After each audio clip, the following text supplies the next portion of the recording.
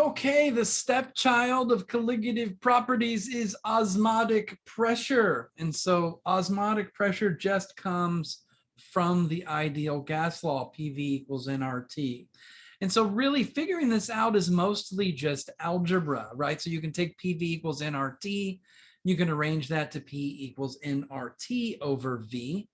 And then when you think about that, we're just going to say, let's change the variable P. Let's change it to a pi, a Greek P, and we're going to call P Greek pi, or Greek P pi. We'll call that osmotic pressure. So osmotic pressure equals nRT over V. Now, you have to recall that the molar mass of something equals grams per mole. And if I, instead of using MOL, I use the little n, now I've got an expression that says moles equals grams divided by molar mass. And now I have a common expression for moles, and I can substitute that into the expression for osmotic pressure to put molar mass in that formula. So I get osmotic pressure equals grams divided by molar mass times R times T divided by V. And then if I finally solve that for molar mass, I get molar mass equals grams times R times T over V times osmotic pressure. And so just take a look at the problem. It gives you all of those variables. You get temperature, 25 degrees C. Of course, you're going to have to convert that into Kelvin. You get osmotic pressure in torr. We're going to have to convert that to atmosphere. I'll show that in a second. You get grams. It gives you milligrams, but we're going to convert milligrams to grams.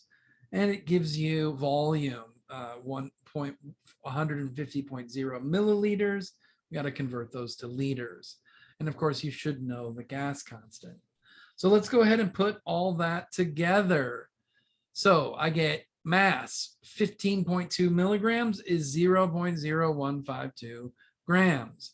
The gas constant, 0.08206 liters times atmospheres over moles times Kelvin.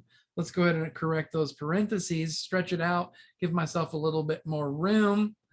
Switch that temperature to Kelvin, so that's 298.15 Kelvin. Then divide it by volume. I'm going to take that milliliters to liters, 0.150 liters. And then finally, let's go ahead and do the conversion. 8.44 torr, there's 760 torr per 1 ATM. And so I get 0.011105 ATM with 3 sig figs. So let's go ahead and put that in our equation. And the rest then just gets put into the calculator. And I get, oh, let's take a look at those units. I'm sorry. So just to make sure that we have it right, Kelvin cancels with Kelvin, ATM cancels with ATM, liters cancel with liters. I'm left with grams over moles. That's the right unit. I'm looking for molar mass. I get 223 grams per mole, and that's the final answer.